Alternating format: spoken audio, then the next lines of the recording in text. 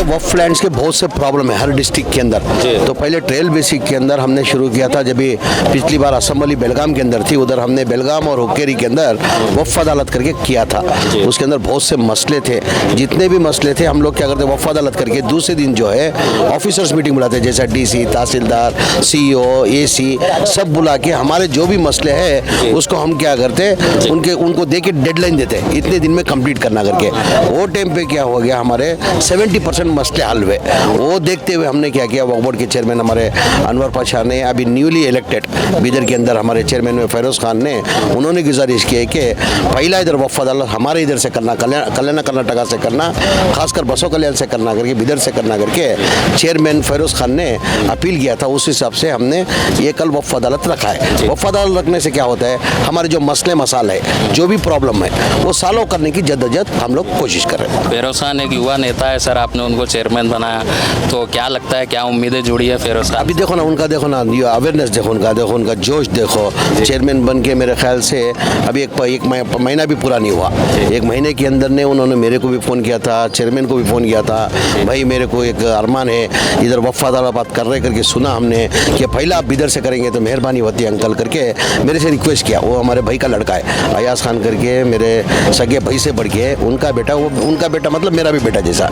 मेरे को बहुत खुशी हुई ये सुन के कि भाई ये चेयरमैन बन के एक महीना भी नहीं हुआ, इसका जोश देखो करके मैं और चेयरमैन डिसाइड करके बिदर से ही हम वक्फ अदालत करना करके तय करके कल वक्फ अदालत रखे। सर फिरोज खान जी के आने से और अयाज खान जी जो है उनके आने से, वक्फ बोर्ड से जुड़ने से जो है, क्या कांग्रेस पार्टी को और वक्फ बोर्ड को बूस्टर डोज मिला है? लगता है ना सामने से, जब एक नौजवान लड़का, उसको तजुर्बा भी नहीं है, कभी बना नहीं था, वो पहली बार उसको मौका मिला, पहली बार मौका मिलने से डायरेक्ट वो हमारे फ़ोन करता, मतलब उसको कमिटमेंट रहने से ही ना, कौम के ऊपर जज्बा रहने से ही ना, वक्फ बोर्ड की प्रॉपर्टी के ऊपर जज्बा रहने से ही ना, उन्होंने रिक्वेस्ट करने की वजह से हमने कल वक्फ बोर्ड का वक्फ अदालत रखा है। माइनॉरिटी डिपार्टमेंट भी आपकी मीटिंग है सर, इसका आपका जो टीपी है उसमें आया है, तो किस मुद्दों को लेकर वहाँ पर मीटिंग की जाए? खासकर हमने माइनॉरिटी मीटिंग करके नहीं रखा है, ये वक्फ अदालत करके रखा है। कल फुल डे वक्फ अदालत करेंगे, दूसरे दिन जो है ऑफिसर्स की मीटिंग करेंगे। सर बीदर की जनता का एक ये डिमांड है सर कि बीदर को हज हाउस बनाया जाए, बीदर में हज हाउस का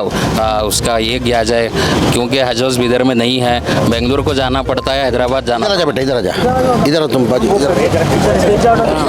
ये क्या है, हम 4 डिवीजन में हज हाउस बनना करके तय किए। जब सिद्धरामैया पिछली गवर्नमेंट थी, जब सिद्धरामैया मुख्यमंत्री थे, उस टाइम में तय किए कि 4 डिवीजन में हज हाउस बनना करके, जैसे कि गुलबर्गा के अंदर, मैंगलोर के अंदर, हुबली के अंदर करके। अभी गुलबर्गा में बांधने का जगह भी अलर्ट हो गई, अभी 10 करोड़ रुपए हमने गवर्नमेंट से सैंक्शन करके संघीय बुनियाद का काम अगले महीने में करने का हम लोग ने तय किया। अगर उधर अगर हज बना के फिर इधर बनाएंगे तो उसका यूज़ नहीं होएगा। सर बसवनगौड़ा पाटिल ने ये कहा है, यत्नाल ने, कि वक्फ की जायदादों को जो है गरीबों में बांट दिया जाए, तो आपका स्टेटमेंट भी आता, क्या कहना चाहते हैं सर, किस वजह से वो ये कह रहे हैं कि, और ये भी कहा जा रहा था कि अगर बीजेपी की सरकार बनती है तो वक्फ बोर्ड को ही ख़त्म किया जाएगा, इसके बारे में? उन लोग की हुकूमत थी ना 4 साल, वो कोई नहीं कुछ नहीं कर सकता। जब तक ये क़यामत तक दुनिया अल्लाह मियां ने रखा है, उसको कोई मईका लाल नहीं कर सकता। मैं यत्नाल को एक समझदार समझा था, एक पढ़ा लिखा आदमी, समझदार, सीनियर लीडर, 4-5 बार MLA हुआ है, MP हुआ था, यूनियन मिनिस्टर हुआ था, उसको एक्ट के बारे में मालूम नहीं। 1956 जो है नेहरू जी प्रधानमंत्री थे, उस टाइम पे वक्फ एक्ट हुआ है। ये वक्फ एक्ट किसकी भी आस्ती नहीं है, ये ना यत्नाल की बाप की आस्ती है, ना ज़मीर अहमद खान की बाप की आस्ती है, किसको भी उठा को देने के लिए। अगर उसकी बाप की आस्ती है, किसको भी गरीब लोग को देने दो। ये वक्फ की आस्ती है। वक्फ आदमी क्यों करता है, उनके रिश्तेदार होते हुए भी वक्फ को क्यों करता है, कि हमारे कौम को फ़ायदा पहुँचे करके।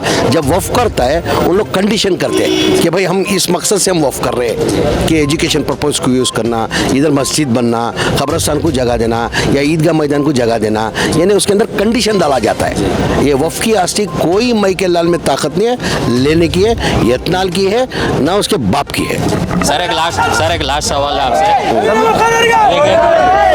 एक लास्ट सवाल आपसे, माइनॉरिटी डिपार्टमेंट को लेकर, माइनॉरिटी डिपार्टमेंट को लेकर एक लास्ट सवाल सवाल आपसे, जो स्कीम दी जाती है सर, जैसे अभी कार का जो कोटा होता है और शर्मा है, इसका कोटा बढ़ाया जाए सर, क्योंकि कम से कम लोगों को मिल रहा है, इसका फायदा नहीं हो रहा। कौम में क्या है, एक ये है अरमान है, एक आस है, एक उम्मीद है। वजह उसकी क्या है, पिछली और हुकूमत बीजेपी की थी।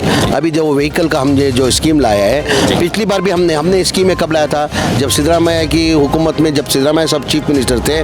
वजह स्कीम लेके व्हीकल क्या है, ड्राइवर बन के नहीं, वो भी मालिक बनना करके स्कीम लेके। तो बीजेपी की हुकूमत 4 साल थी। आप यकीन नहीं मानते होंगे, बीजेपी हुकूमत के अंदर भी उनका हमारा जो टारगेट था उसके हिसाब से भी एप्लीकेशन ये थे। इस बार हमारा टारगेट कितना है, 330 पर 3 का टारगेट था।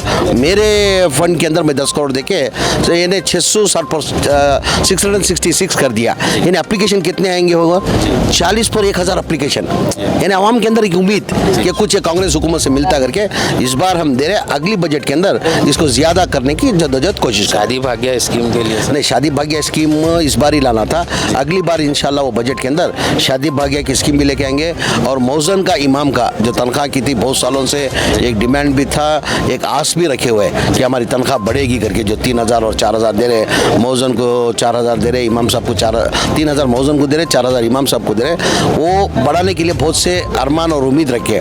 तो हम वक्फ बोर्ड के चेयरमैन बात करके अभी इंशाल्लाह अगली महीने तक एक एटलीस्ट 2-2 हज़ार बढ़ाने की जद्दोजहद कोशिश। सर एक बीदर से आपके जो है, बीदर से आपका ताल्लुक जोड़ा है सर, तो बीदर से हाउसिंग स्कीम के तहत जमीर अहमद खान की ओर से क्या तोहफा है सर? नहीं, अभी क्या हो गया, 10 साल से 2014-15 में 15-16 से जो घर दिए गए थे, 10 साल से ना एक घर दिया गया, ना एक अलॉटमेंट किया गया। तो इस बार हमारी हुकूमत आने के बाद वजह क्या है, अभी जो स्लम बोर्ड का जो है 1,80,250 पर 3 घर सैंक्शन हुए थे। कब सैंक्शन हुए थे, सिद्धरामैया की हुकूमत में सैंक्शन हुए थे।